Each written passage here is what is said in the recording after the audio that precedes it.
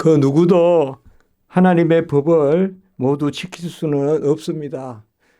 세상에서도 법을 다 지키는 사람은 사실 없을 것입니다. 어느 선에서는 우리가 부족하고 연약하고 또 그래서 그 인간의 한계를 어느 정도 설정하고 그 선에서 우리가 서로 자제하면서 억제하면서 그렇게 사는 것이 세상의 법인데 하나님은 중심을 보시고 속을 보시기 때문에 하나님의 법 앞에서는 더 그 누구도 온전치 못합니다. 의인은 없어도 하나도 없고 이 의인이 없으나 하나도 없다는 것이 거듭나지 않은 사람들에 대한 그런 말씀일 수도 있지만 의롭다 함을 받은 우리도 거듭난 우리도 완전하지는 않습니다. 그렇기 때문에 이 지상의 삶에서는 끊임없는 날마다의 그런 거룩함, 성화 이것을 우리가 추구해야 되고 그러면서도 또 오라 나는 공고한 자로다. 어떤 공고함이 있는 공고함은 어떤 영적인 그런 고통, 영적인 그런 빗절함 그런 공고함이거든요. 어떤 육체적인 고통이 아니라 영적인 고통을 우리가 공고함이라고 하는데 왜 영적으로 우리가 그런 고통이 있겠습니까? 착하게 살고자 하지만 착할 수 없고 또 온전하고 싶지만 온전함의 한계가 있고 이런 것들이 공고함입니다. 하나님은 우리에게 사랑을 베푸시고 우리를 자녀 삼으시는데 어떻게 율법에 대해서 이렇게 하시느냐. 온 율법을 지키다가 하나를 범하면 모두 범한 자가 된다. 이게 이제 가장 직설적인 표현이 바로 야고보서 여기에 나오는 겁니다. 그러니까 모든 율법을 다 지켜도 10계명에 9계명을 다 지켜도 그 정도가 아니라 전체 계명 다 지켜도 하나님의 법을 다 지켜도 하나만 어기면 모두 범한 자가 된다. 이렇게 말하고 있습니다. 이것은 너무 어려운 일 아니겠습니까? 어떻게 사랑의 하나님이 이렇게 하십니까? 우리가 다 지킬 수 있는 가운데 못 지킨다면 혹 이렇게 하실 수 있을지 몰라도 다 지킬 수 없는데 어떻게 이렇게 요구하시는 것입니까? 이것은 불가능한 거 아닙니까? 모든 것을 다 지키고 그러면 하나님이 사랑의 하나님이시니까 좀 덜 지켜도 그래 10개 중에 3개만 지켜도 내가 인정하마 이렇게 하시면 얼마나 좋겠어요. 우리가 자녀들이 다 옳아서 옳은 게 아니잖아요. 그냥 좋게 보고 또 그런 부분들도 있잖아요. 그런데 어떻게 하나님은 사랑의 하나님은 인애의 하나님은 자비의 하나님은 이렇게 말씀을 하시느냐. 우리는 율법을 언약의 법이라고 계속 그렇게 살펴보지 않습니까? 갈라디아 3장에도 430년 후에 모세에게 주셨던 그 율법이 아브라함의 언약을 폐할 수 없다. 곧 아브라함의 언약은 믿어서 구원에 이르는 그러한 하나님의 자비의 언약인데 율법을 주셨어도 그 율법이 자비의 언약을 폐한 것이 아니라 곧 언약 가운데 율법을 주셨다. 은혜 가운데 율법을 주셨다. 그렇게 우리가 알고 있는데 어떻게 하나님은 이렇게 말씀하시냐. 11절에 보면 하나의 예시를 듭니다. 바로 6계명과 7계명을 나란히 말씀하는데요. 간음하지 말라 7계명이잖아요. 또 살인하지 말라 6계명이잖아요. 우리가 간음하지 않았다. 자, 누가 이제 간음한 여인이 있어요. 그 앞에서 내가 섰어요. 그때 나는 순간 뭐라고 할까요? 돌을 든 사람들은 뭐라고 생각할까요? 나는 간음죄 범하지 않았다. 그러니까 나는 죄가 없다. 그 순간 그렇게 말할 수 있어요. 그러나 돌을 든 너는 그래 간음 그건 안 했다 하자. 육체적 간음을 하지 않았다 치자. 너는 다른 사람을 비난하지 않냐. 다른 사람을 없이 여기지 않냐. 또 다른 사람에게 라가라 하고 그렇게 하지 말아야 될 말을 하지 않냐. 어떤 저주 섞인 뭔가 그러면서 사람을 높여보는 것이 아니라 그러면 그 말이에요. 마음속으로 다른 사람을 비난하고 그것도 살인죄라 그랬잖아요. 그러면 너는 지금 간음하지 않았다고 해서 죄가 없다고 하느냐. 똑같다 이 말이에요. 그러니까 한 가지 죄를 범하지 않았기 때문에 죄가 없는 게 아니라 한 가지를 범하지 않고 다른 것을 범했으면 여기서 이제 우리가 11절에 보면 그걸 중요하게 봐야 돼. 이게 야고보서의 이게 아주 심오한 부분이에요. 제가 야고보서 넘어가 있다 그랬잖아요. 야고보서는 지금 11절이 아주 중요해요. 뭐냐면 법을 보지 말고 법을 주신 분을 보라 이 말이에요. 11절에 보면 간음하지 말라 하시니가 살인하지 말라 하셨은요. 이게 아주 중요해요. 법을 보면 이거는 지키고 저거는 지키지 않았어요.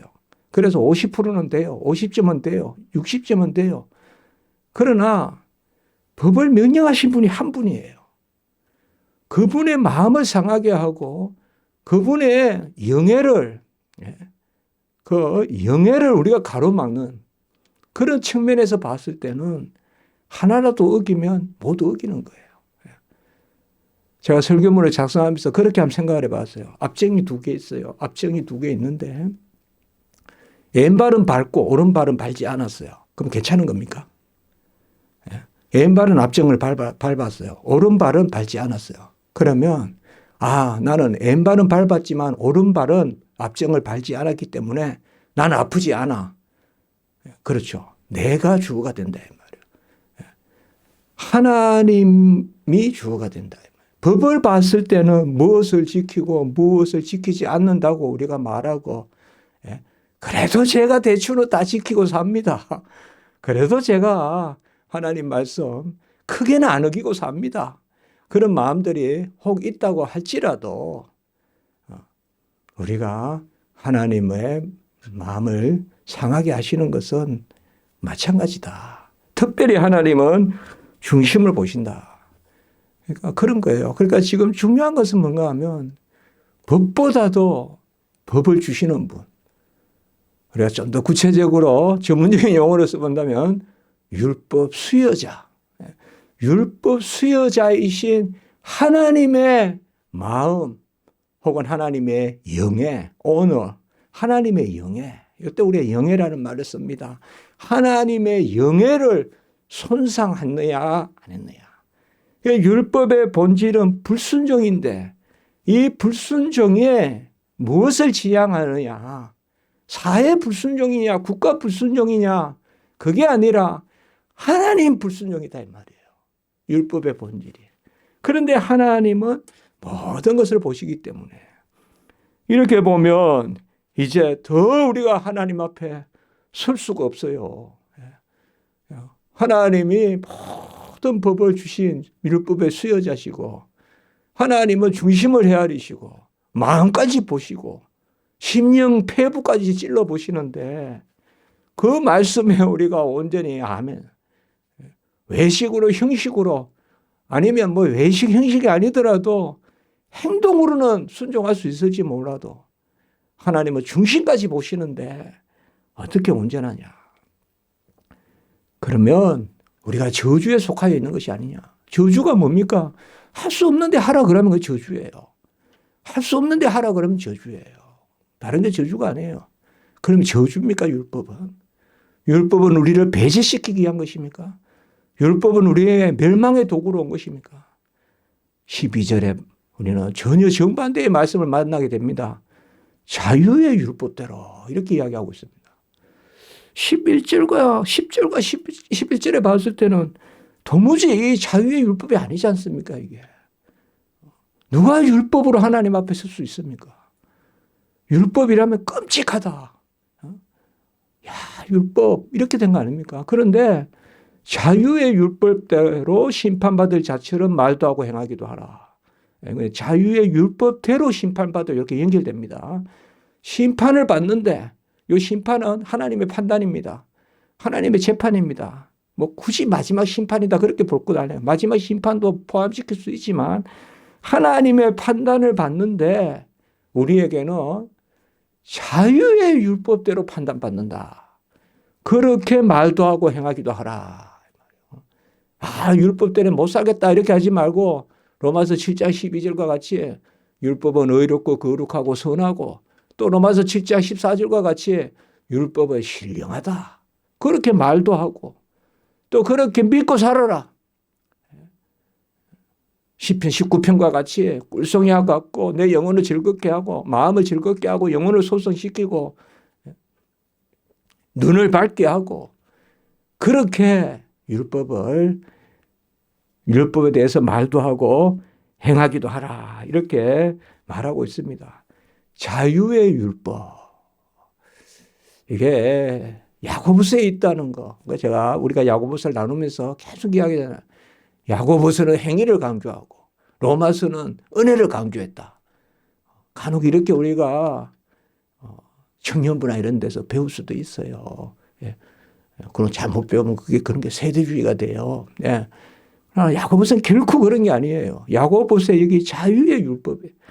우리는 야고보서가 10절 모든 것을 지키다가 하나만만 못 지켜도 다 어긴 거다. 이걸 요절로 삼으면 안 된다 이 말이에요. 이건 맞아요. 맞아요. 그러나 죄가 더한 곳에 은혜가 더했다는 로마서 말씀도 그대로 여기에 적용이 된다 이 말이에요. 죄가 더한 곳에 우리의 죄가 있어요. 우리의 연약함이 있어요. 그러니까 율법은 우리의 연약함을 드러내는 거예요. 그렇지 않아요. 율법이 거울과 같아요. 거울이 있으니까 내 모습에 뭐가 묻었고 뭐가 얼굴에 뭐가 이렇게 있으면 씻잖아요. 그렇잖아요. 그 마찬가지다 이 말이에요. 율법이 우리를 정죄해요. 그러나 거기에 머물지 않는다. 12절에 보면 자유의 율법대로 이 자유의 율법. 우리가 갈라디아서에도 보면 바로 하갈의 자녀가 아니라 우리가 하갈의 후손이 아니라 누구의 후손이라 했습니까? 바로 4장 이렇게 전개가 되잖아요. 바로 사라의 후손이다. 그러니까 자유하는 여자의 후손이다. 우리가. 이 자유라는 말이 뭘까요? 이게 바로 은혜 언약의 백성을 말하는 것이다. 이 말이에요. 은혜 언약의 백성. 은혜 언약. 이스마엘이 아니라 이삭의 후손. 바로 아브라함과 이삭의 대를 잇는 그게 뭡니까? 언약의 대를 잇는 계대. 언약의 대를 잇는 후손들. 이 언약은 바로 은혜 언약이다. 은혜 언약은 뭐예요? 바로 예수 그리스도께서 모든 율법을 이루시고 우리는 예수 안에서 자유롭다. 예수 안에서. 그래서 갈라디아서 5장 6절에 바로 사랑으로서 역사하는 믿음. 자유는 어떤 자유냐? 그저 방종의 자유가 아니라 하나님의 말씀을 순종하는 자유. 그래서 우리에게 주시는 믿음의 구원의 역사는 사랑으로서 역사하는 믿음이다. 그게 자유다. 그러니까 그저 눕자 졸자 두 손 모으고 자자 하는 것이 아니라 하나님의 말씀에 순종하는 것이 자유다. 그게 갈라디아서거든요. 똑같이 간다 이 말이에요. 그러니까 오늘 여기에 자유의 율법대로 우리가 자유의 율법 이 개념은 갈라디아서와 야고보서 나아가서 로마서 다 같이 공유되는 그래서 이 야고보서가 참 귀하다 이 말이에요. 자유의 율법대로 심판받을 자처럼. 이 자유의 율법의 핵심은 뭘까요? 바로 13절에 긍휼이죠. 헬라어로 엘레오스. 긍휼. 그래서 긍휼을 행하는 자에게는 긍휼의 심판이 따르고 크리시스. 심판이 이제 헬라어로 크리시스예요. 우리는 누구나 심판이 있어요. 심판은 하나님이 우리를 판단하시는 거예요. 옳다 그렇다. 우리도 그거 가운데 놓여 있어요. 그런데 우리는 뭐예요? 안아주시는 심판이라 이 말이에요. 우리는 안고 가시는 심판이다. 긍휼의 심판이다. 이 엘레오스란 말이 긍휼이란 말이 그야말로 체휼. 바로 가슴을 열어서 영어로 말하면 heartily 내 마음을 다해서 안아주는 게 이거예요. compassion. 바로 같이 어려움을 겪는 그게 긍휼이거든요. 그래서 우리는 뭐예요? 긍휼의 그릇이라 그랬잖아요. 로마서 9장에서. 우리는 진노의 그릇이 아니라 긍휼의 그릇이다. 심판에 아무것도 없이 노출되면 그건 진노의 그릇이에요. 그게 10절과 11절이에요. 아무도 하나님 앞에 설 수 없어요. 이게 진리예요. 예. 이게 진리라고요. 그 누구라도 그냥 두면 타락한 인류는 다 진노의 그릇이에요. 내가 그냥 불을 받는 존재예요. 심판을 받는 존재예요. 불이 떨어져요. 소돔 고모라 유황이 떨어지듯이 불이 떨어진다고. 그러나 이제 예수 그리스도 안에서 우리가 은혜를 입은 자는 바로 이러한 정죄의 심판, 저주의 심판이 아니라 긍휼의 심판을 받는다. 그러니 너희들도 긍휼이 있는 자답게 살아라 이 말이에요. 지금 여기서 그렇게 나가는 거예요. 긍휼을 행하지 않은 자에게는.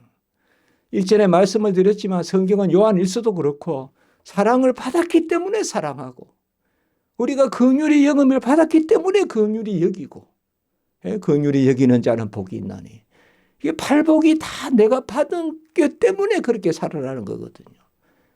그래서 팔복은 어떤 구약적 율법의 선포가 아니라 신약 백성의 천국의 헌장이거든요. 긍휼히 여기는 자, 긍휼을 입은 자답게 긍휼히 여기는 자가 복이 있다. 이제 그것이지 않습니까? 사실상 우리가 무조건 불쌍히 여김을 받지 않았으면 누구를 불쌍히 여기겠습니까? 내가 누구에게 이렇게 어떤 겨울에 어떤 무슨 고구마라도 먹다가 하나 이렇게 줄 때는 다 내가 받은 거예요. 그 받았기 때문에 배워서 주는 거예요, 그게. 그러니까 그래서 그러한 사랑받은 자녀답게 행하라. 요한일서에 사랑받은 자녀답게 행하라. 이게 중요한 개념이다 이 말이에요. 그래서 아이들을 사랑으로 키우는 게 맞습니다. 사랑으로 키워서 아이들을 판단으로 키우는 게 아니라 그렇게 보면 우리가 그렇지 않습니까? 우리 어머니가 그 가운데 나를 사랑했던 그걸 내가 기억하기 때문에 그것이 어느 순간 나로부터 표현이 됩니다. 다른 사람에게. 그런 걸 우리가 어떻게 말로 다 할 수 없는 그런 것이죠. 그러니까 그걸 이야기하는 거예요. 그래서 1만 달란트 빚진 것을 탕감받았기 때문에 그것에 대한 아멘이 없으면 300달러는 물론이야. 이 한 데나리온도 그저 탕감 못 시켜줘요. 내가 1만 달란트 빚진 것을. 그래서 가장 은혜에 대한 아멘이 있을 때 우리는 진정 도덕적인 인간이 돼요. 내가 의 공로로 산다. 얼마나 열심히 내가 공부를 했고 얼마나 새벽에 불을 밝히고 일찍 일어나서 책을 받고 그래서 내가 됐다 이렇게 말하면 전쟁이에요. 그건 전쟁이고 그러나 하나님이 나를 붙들어 주셨다. 하나님이 나를 이끌어 주셨다. 긍휼의 하나님이 긍휼을 베푸셨다. 그래서 긍휼의 심판이라는 개념 이게 이제 이 지상에서 벌써 우리에게 적용이 되는 거죠.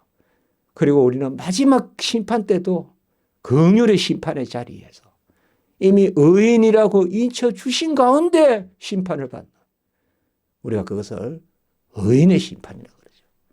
우리도 심판받아요. 심판받아요. 그러나 의인의 심판은 뭐예요? 의롭다 여겨주시고 심판하시는 거예요. 그게 무슨 심판이에요? 그렇죠. 그러니까 심판도 은혜다. 심판도 은혜다. 큰 위로다. 그렇게 칼빈이 이야기했죠. 기독교 강요에서. 큰 위로다. 마지막 심판이. 그거 왜냐? 나를 구원하신 예수 그리스도가 심판 주시니까. 그의 피가 나를 위한 것이요. 그의 살이 나를 위한 것이요. 그분이 나의 심판 주시니까. 정말 심판의 그때가 가장 우리가 가장 폭발적으로 아멘의 역사가 있을 거예요. 찬양의 역사가 있어요. 분명히 우리의 부족한 거. 한 가지라도 어기면 다 죽음에 이르는 죄인데 하나님이 예수 그리스도의 공로로 싹 다 오늘 여기 보면 다 지켜야 되는데 다 긍휼히 여겨주셨기 때문에 그게 심판의 때 드러날 거라 이 말이에요. 그러나 그렇지 않은 자는 끝없는 사망의 형벌을 헤아리면서 영벌로 떨어진다 이 말이에요. 그게 마지막 심판이다. 우리는 하나님께서 다 용서해 주셨다.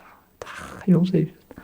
그러니 우리가 공고할 것이 아니라 긍휼을 입은 자답게 12절에 보면 긍휼의 심판대로 자유의 율법대로 말도 하고 행하기도 하라. 말로라도 우리가 내가 한다, 내가 못한다 이렇게 하지 마. 예수 그리스도의 은혜로 우리가 연초부터 하나님을 주어로 삼자. 저도 자꾸 힘이 돼요. 그러니까 제가 이렇게 전하면 힘이 돼요. 그게 하나님을 주어로 삼자 이러면 힘이 돼요. 아침에 일어날 힘이 생겨요. 오늘도 하나님이 나를 이끄셔서 하나님의 등에 나를 업고 가신다. 주님의 품에 나를 아이를 안고 안수하시고 축복하시듯이 어린아이와 같이 되라 했는데 오늘 한날도 주님이 나를 안으시고 안수하시고 축복하신다. 어린아이가 오는 걸 내게 금하지 말라 했듯이 우리는 어린아이로 돼 주님이 우리가 나아가는 걸 기뻐하신다. 이제 그렇게 생각하고 맡기고 그렇게 해야지. 내가 주어가 되면 그게 바로 정죄의 심판이에요. 긍휼의 심판이 아니라 정죄. 긍휼이 뭡니까? 주님이 다 하셨다. 그래서 이 가운데 이제 우리가 14절로부터 중요한 게 나오잖아요. 행함이 없는 믿음은 죽었다. 이걸 이 가운데 읽어야 돼요. 오늘 이 말씀과 가운데. 야고보서는 함께 읽어야 된다. 이건 다 빼고 행함이 없는 믿음은 죽었다. 이렇게 이게 야고보서 주제는 맞는데 이 행함은 벌써 긍휼이 따르는 행함이란 말이에요. 내가 행하는 게 아니라 은혜로 사는 거란 말이에요. 그러니까 여기에 행함은 조건의 행함이 아니라고요. 은혜의 열매로서의 행함이지. 이제 이런 것이 야고보서 주어가 2장 14절로부터 이제 전개됩니다. 다음 주부터. 그러나 우리는 14절을 읽기 전에 오늘 말씀을 잘 살피고 14절로 넘어가야지 야고보서가 보인다. 그 말씀은 다른 것이 아니라 갈라디아서 아까 말씀같이 율법이 은혜 언약을 폐하지 못한다. 은혜 언약 가운데 율법이 주어졌다. 그 가운데 은혜로 율법을 지킨다. 그 가운데 행함이다. 그러므로 이미 행함도 주신 것이기 때문에 행함의 열매가 드러나지 않는 믿음은 없다. 그런 면에서 행함이 없는 믿음은 죽은 것이다. 라는 말이지 조건으로서의 행함이 아니다. 이 말이에요. 열매로서의 행함이지.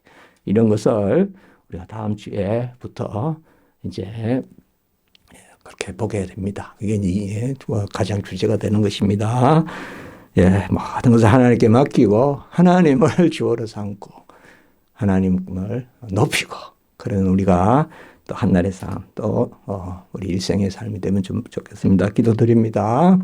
거룩하고 자비로우신 하나님 아버지 다 이루시고 1.1핵이라도 패하지 아니하시고 완전하게 하려 오셨다고 주님께서 말씀하셨는데 우리가 그 완전히 이루신 은혜의 언약의 백성으로 이제 하나님의 법을 즐거워하고 그 법의 은혜를 누리는 자리에 서게 하시니 감사합니다.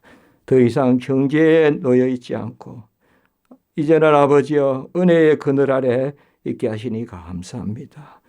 은혜를 믿사오니 무엇이든 명령하시고 친히 이루신 그 의로 우리를 이끄셔서 우리가 긍휼히 여김을 받은 대로 또 남에게 긍휼히 여기는 그러한 행함의 열매를 보이는 그런 자리로 나아갈 수 있도록 인도해 주시옵소서.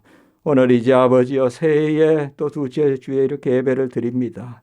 모든 오가는 우리 성도님들 지켜주시고 불쌍히 여겨주시고 긍휼히 여겨주시고 안위하시고 보듬으시고 모든 마음의 깊은 것까지 하나님 감찰해 주시고 이끌어 주시고 특별히 우리 자녀들도 하나님 불쌍히 여겨주시고 아버지여 이 어려운 혼탁한 시대지만 우리 자녀들은 잘 올곧게 은혜 가운데 자라가게 하시고 모든 일 가운데 인도해 주시옵소서. 또 코로나와 또 독감과 여러 아버지여 또는 또 질환이 있습니다. 하나님 잘 지켜주시고 오늘 한 달 우리 십자가 지기 모든 지체님들 모여 하나님 영광 존귀 찬송드리는 예배 드리게 하시옵소서.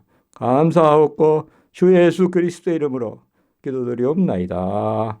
아멘.